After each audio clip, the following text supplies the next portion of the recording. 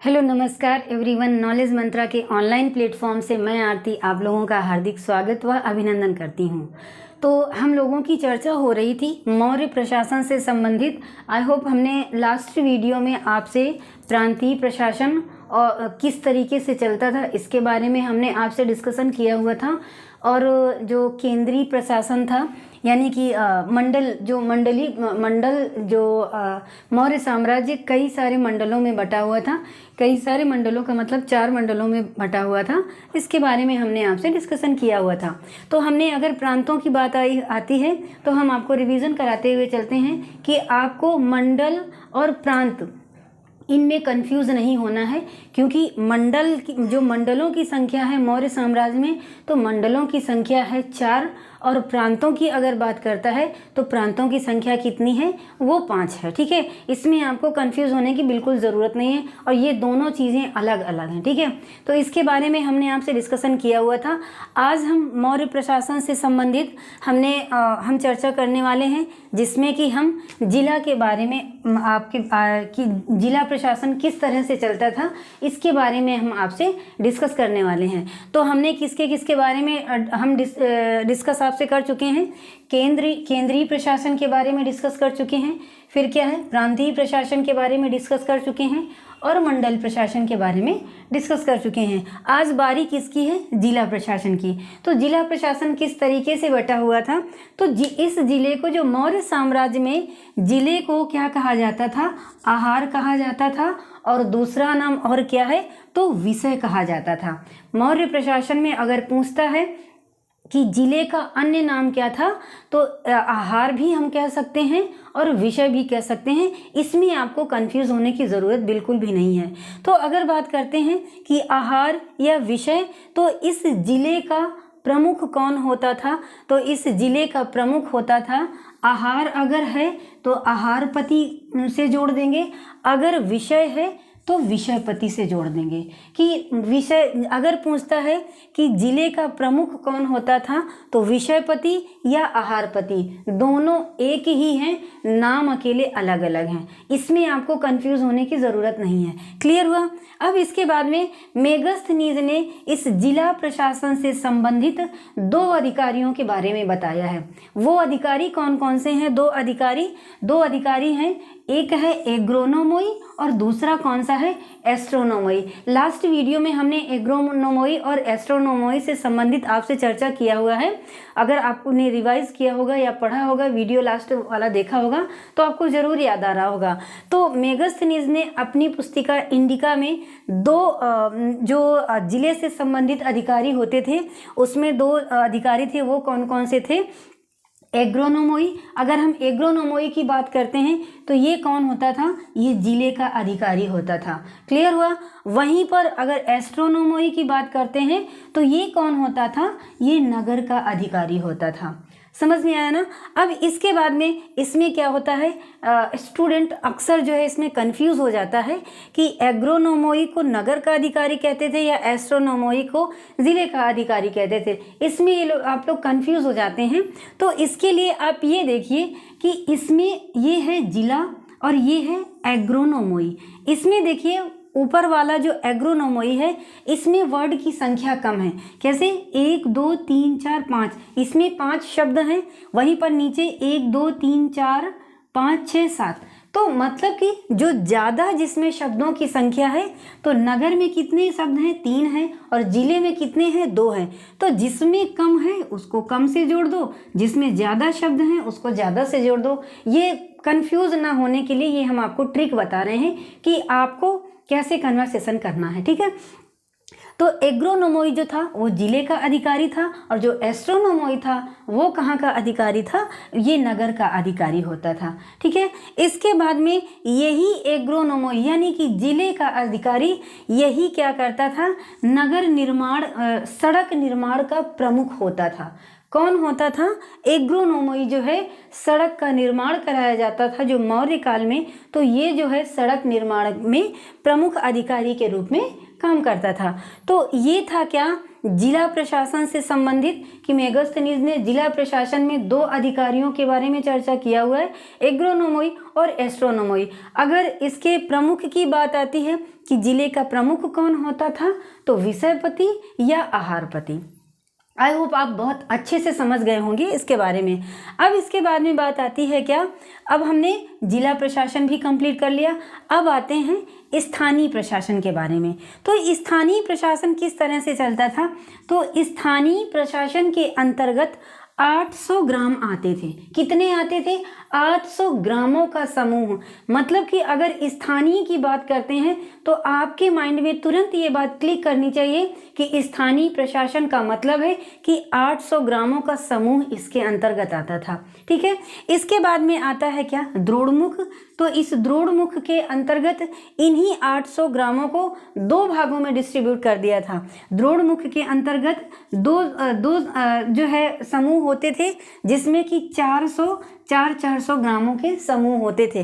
किसके अंतर्गत? द्रोणमुख के अंतर्गत। वहीं पर अगर हम स्थानीय की बात करते हैं तो स्थानीय में कितने ग्रामों का समूह होता था, तो वो 800 ग्रामों का समूह होता था। आई होप आप बहुत अच्छे से समझ गए होंगे। और वहीं पर अगर द्रोणमुख की बात करते हैं तो द्रोणमुख के अंतर्गत 2 संस्थाएं थी, जिनमें इन्हीं 800 ग्रामों को 2 पार्ट में डिवाइड कर दिया गया था, जो कि 400 ग्रामों का समूह होता था। क्लियर हुआ?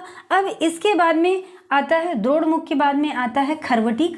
तो इस खरवटिक के अंतर्गत कितने ग्राम आते थे? 200 ग्राम आते थे। और संग्रहण, खरवटिक के बाद संग्रहण है, तो इस संग्रहण के अंतर्गत 100 ग्राम आते थे। कितने आते थे? 100 ग्राम आते थे। तो पहले 800 के बाद में 400 के बाद में 200 और 200 के बाद में 100। तो 800 किसके अंतर्गत आते थे? ये आते थे स्थानीय प्रशासन के अंतर्गत। इसके बाद में स्थानीय के बाद में कौन आता है? तो स्थानीय के बाद में आता है द्रोणमुख। द्रोणमुख के अंतर्गत 2 संस्थाएं, द्रोणमुख को 2 भागों में बांटा गया था। द्रोण मतलब 2 भागों में बांट दिया गया, तो 400 ग्रामों के समूह। इसके बाद में कौन सा आता है? खरवटिक आता है। खरवटिक के अंतर्गत 200 ग्रामों का समूह। और फिर आता है संग्रहण। संग्रहण के अंतर्गत 100 ग्रामों का समूह। और जो सबसे निचली प्रणाली थी वो कौन सी थी? ग्राम प्रशासन था। ठीक है, तो आई होप आपको किस तरीके से यहाँ पर मौर्य प्रशासन कैसे कैसे बेहतर तरीके से ये लोग जो मौर्य प्रशासन था किस तरीके से था, उसके बारे में हमने आपसे डिस्कस किया। अब आता है क्या कि हमने लास्ट वीडियो में बताया था कि केंद्र स्तर पर हमने 2 अधिकारी आपको बताए थे टैक्स से संबंधित, यानी कर से संबंधित। एक था समाहर्ता और दूसरा था सन्निधाता। हमने आपको बताया था कि जो समाहर्ता होता था वो क्या करता था? वो टैक्स वसूल करता था। क्लियर? वो क्या करता था? वो टैक्स वसूल करता था। वहीं पर जो सन्निधाता होता था ये भी टैक्स से ही संबंधित अधिकारी था, लेकिन जो टैक्स वसूल करके, जो समाहर्ता टैक्स वसूल करके लेके आता था, तो उसका लेखा जोखा रखता था। मीन्स जमा करता था आकर के, जो टैक्स वसूल करके लेके जमा करता था आकर के, वो किसके पास जमा करता था? वो सन्निधाता के पास जमा करता था। तो ये सन्निधाता क्या करता था कि इसका लेखा जोखा रखता था। तो इसको क्या कहा जाता था? इसी सन्निधाता को कोषाध्यक्ष बोलते हैं। तो ये दोनों अधिकारी किस स्तर पर आते थे? ये केंद्र स्तर पर आते थे। किसके अंतर्गत आते थे? केंद्र स्तर पर आते थे। तो ये कहाँ से? ये केंद्र स्तर पर आते थे। वहीं पर जिले से लेकर के ग्राम तक, कहाँ तक? जिले से लेकर के जो ग्राम तक जो है ग्राम तक टैक्स वसूलने वाले भी 2 अधिकारी थे। वो कौन से थे? आइए आपके साथ हम चर्चा करते हैं। तो वो अधिकारी थे जो मैंने बताया कि समाहर्ता और सन्निधाता, ये सिर्फ और सिर्फ केंद्र स्तर पर थे, केंद्र स्तर पर ही थे। लेकिन अगर जिले से लेकर ग्राम तक की बात करते हैं तो इसके अंतर्गत टैक्स वसूलने वाले भी 2 अधिकारी थे। टैक्स के अंतर्गत 2 अधिकारी आते थे। वो कौन है? वो है एक है स्थानिक और दूसरा क्या है? गोप। क्या है? एक है स्थानिक और दूसरा क्या है? गोप। अब हम कंपैरिजन करने जा रहे हैं किससे? समाहर्ता के साथ। समाहर्ता के साथ हम क्या कंपैरिजन करने जा रहे हैं कि जहां पर केंद्र स्तर पर समाहर्ता टैक्स वसूलता था, तो वहीं पर जिले से लेकर के ग्राम स्तर तक ये स्थानिक क्या करता था, टैक्स वसूल करता था। क्लियर हो गया। अब इसके बाद में केंद्र स्तर पर जो सन्निधाता होता था, ये क्या करता था कि जो समाहर्ता टैक्स वसूल करके लेके आता था, तो वो सन्निधाता को जमा करता था आकर के, और ये लेखा जोखा रखता था इसका। वहीं पर ये गोप भी ऐसा ही अधिकारी था, जो कि ये स्थानिक जिले से लेकर ग्राम स्तर तक जो भी टैक्स वसूल करके लेके आता था, वो किसके पास जमा करता था आकर के, इस गोप के पास जमा करता था। तो ये क्या करता था कि ये भी जो है एक तरीके से कोषाध्यक्ष ही इसको हम कह सकते हैं, या फिर इसको हम लेखपाल की भी अगर संज्ञा देंगे तो कोई गलत नहीं होगा। क्लियर हुआ।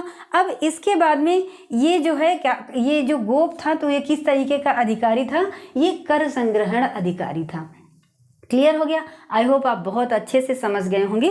और यही गोप जो है क्या करता था, ये जनगणना का भी अधिकारी था। क्या जनगणना भी उस समय होती थी? बिल्कुल होती थी। अगर जनगणना नहीं हो रही होती तो आज हम मौर्य प्रशासन के अंतर्गत इस जनगणना को हम कैसे पढ़ रहे होते। तो अगर जनगणना के अधिकारी की बात करते हैं कि जनगणना अधिकारी कौन था मौर्य प्रशासन के अंतर्गत, तो ये गोप अधिकारी था, जो कि जनगणना अधिकारी भी था और कर संग्रहण का अधिकारी भी था। कहाँ से कहाँ तक? जिले से लेकर ग्राम स्तर तक। और वहीं पर अगर केंद्र पर बात करते हैं तो वो कौन हो जाएगा? सन्निधाता हो जाएगा। अब इसके बाद में हमने क्या कंप्लीट किया कि ये जो टैक्स से संबंधित जो अधिकारी थे इसके बारे में हमने आपसे डिस्कस किया। अब हम चल रहे हैं नगर प्रशासन की ओर कि मौर्य काल में नगर प्रशासन कैसे चलता था। तो नगर प्रशासन की अगर बात करते हैं तो सबसे पहले स्रोत की अगर हम बात करते हैं तो मेगस्थनीज की इंडिका से मौर्य साम्राज्य के नगर प्रशासन के बारे में हमें मिलता है। ठीक है। अब इसके बाद में अगर हमने लास्ट उसमें बताया यहाँ पर कि नगर के दो अधिकारी मेगस्थनीज ने वर्णित किया है, एक है एग्रोनोमोई, एक है एस्ट्रोनोमोई। तो एग्रोनोमोई जिले से संबंधित था, एस्ट्रोनोमोई नगर से संबंधित था। तो नगर का जो पहला अधिकारी था, यानी कि नगर का जो प्रमुख अधिकारी था, वो कौन था? एस्ट्रोनोमोई। क्लियर हुआ। नगर का अधिकारी कौन था? कि एस्ट्रोनोमोई था।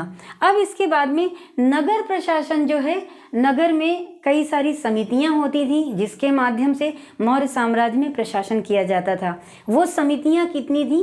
वो 6 थी। इन्हीं समितियों के माध्यम से जो मौर्य साम्राज्य का प्रशासन था वो बहुत सुचारू रूप से चल रहा था।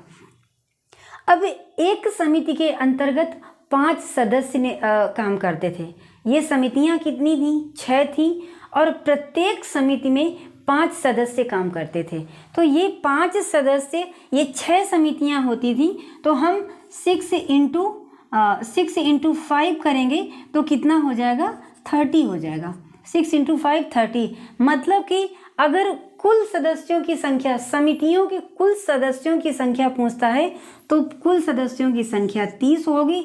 लेकिन अगर पूछता है कि प्रत्येक समिति में कितने जो है कर्मचारी कार्यरत थे तो वो कितने होंगे, तब फिर हमारा आंसर बदल जाएगा।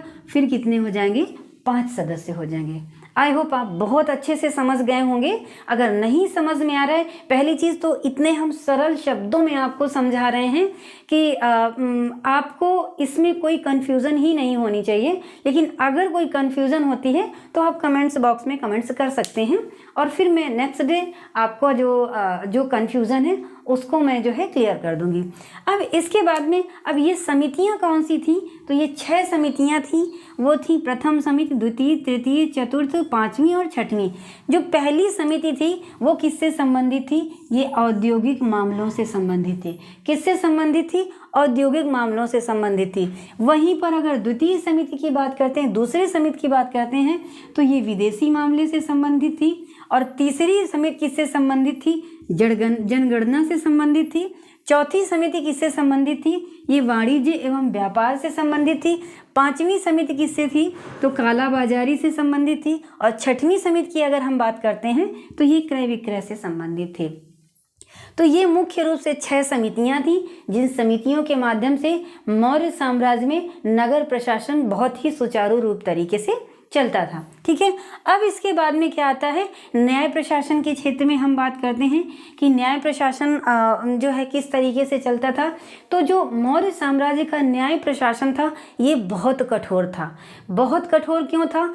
क्योंकि इस समय मृत्युदंड का भी प्रावधान था। तो इसका मतलब है कि मृत्युदंड का प्रावधान था, अर्थात कहने का मतलब है कि जो न्याय व्यवस्था थी या जो न्याय प्रशासन था वो बहुत ही कठोर था। ठीक है, तो ये कैसा था, इसका ये बहुत कठोर था, यहाँ पर मृत्युदंड का भी प्रावधान था। अब इसके बाद में केंद्र से लेकर ग्राम तक के न्यायालय होते थे। ठीक है, केंद्र से लेकर ग्राम के भी न्यायालय होते थे। अब स्रोत की अगर हम बात करते हैं कि न्याय प्रशासन, जो मौर्य साम्राज्य का जो न्याय प्रशासन था उसके स्रोत कहाँ कहाँ से मिलते हैं, तो मेगास्थनीज की इंडिका में भी इसके स्रोत पाए जाते हैं और कौटिल्य के अर्थशास्त्र में भी न्याय प्रशासन से संबंधित बातें दी गई हैं। ठीक है, तो इस तरह से क्या था कि अगर हम न्यायालय की बात करते हैं तो न्यायालय मौर्य साम्राज्य में दो तरीके के थे। वो कौन कौन से थे? तो न्यायालय दो तरीके के थे, एक था दीवानी और दूसरा क्या था, फौजदारी। क्या था? एक था दीवानी और दूसरा था फौजदारी। तो दीवानी को और किस नाम से जाना जाता था? तो इस दीवानी को धर्मस्थी न्यायालय भी कहते थे। क्या कहते थे? धर्मस्थी न्यायालय भी कहते थे। और फौजदार की अगर बात आती, फौजदारी की, तो इसका अन्य नाम क्या था? तो इसको कंटक शोधन के नाम से जानते थे। ठीक है, अब इसके बाद में ये जो दीवानी और फौजदारी, ये क्या मतलब है? तो जो दीवानी मामला होता था, यानी दीवानी या जो धर्मस्थीय न्यायालय था, तो इसमें जो राजस्व से संबंधित होता था, आय व्यय से संबंधित बातें, यानी खेती बाड़ी से संबंधित बातें, जो भी राजस्व की चीज़ें होती थी, तो वो कहाँ पर डिसीजन दिए जाते थे? वो दीवानी न्यायालय या धर्मस्थी न्यायालय से संबंधित था। वहीं पर अगर फौजदारी या कंटक शोधन की बात करते हैं तो जो लड़ाई झगड़े से संबंधित होती थी बातें, उनका डिसीजन कहाँ पर दिया जाता था? ये फौजदारी न्यायालय में या फिर कंटक शोधन न्यायालय में दिया जाता था। ठीक है, फिर इसके बाद में बात आती है कि दीवानी न्यायालय के प्रमुख को क्या कहा जाता था? तो उसको कहा जाता था क्या? व्यवहारिक कहा जाता था। क्या कहते थे? व्यवहारिक कहते थे। तो फौजदारी न्यायालय में भी कोई ना कोई मुख्य रूप से होगा, तो वो था कौन? प्रदेष्टा था। फौजदारी न्यायालय का प्रमुख कौन था? तो वो प्रदेष्टा होता था। ठीक है, और सबसे छोटा न्यायालय कौन सा होता था? तो वो ग्राम न्यायालय होता था। यानी कि जो छुटपुट झगड़े होते थे छोटे मोटे, तो गांव में ही या ग्राम न्यायालय में भी निपटा दिए जाते थे। तो इस तरह से इनकी न्याय प्रशासनिक व्यवस्था भी बहुत बेहतर तरीके से चल रही थी। आपने नगर प्रशासन भी देखा जो कि बहुत बेहतर तरीके से चल रही थी, और स्थानीय प्रशासन को भी इन्होंने कितने बेहतर तरीके से और कितने सुचारू रूप से जो है संचालित कर रखा था। तो इस तरह आज का हमारा जो लेक्चर है, मैं अपने लेक्चर को यहीं पर विराम देना चाहूँगी, और नेक्स्ट डे हम नए वीडियो के साथ उपस्थित होंगे आपके समक्ष।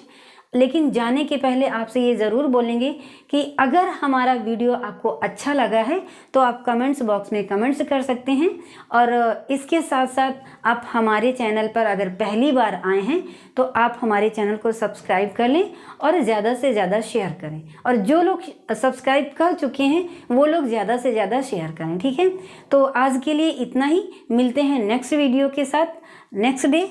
तब तक के लिए नमस्कार।